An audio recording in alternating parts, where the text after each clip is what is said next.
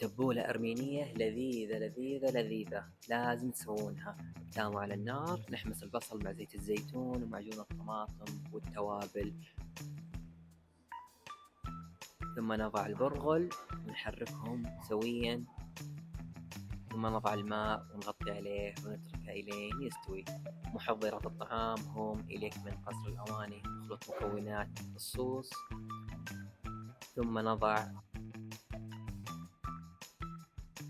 الصوص على البرغل مع البقدونس وبقية المكونات، نخلطهم نضعهم بصحن التقديم بأي شكل احنا حابينه ونزين.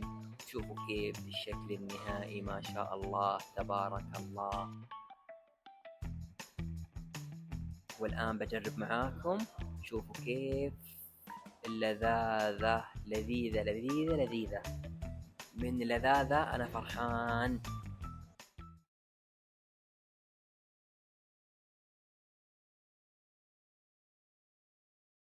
من اللذاذة أعطيتها رقصة.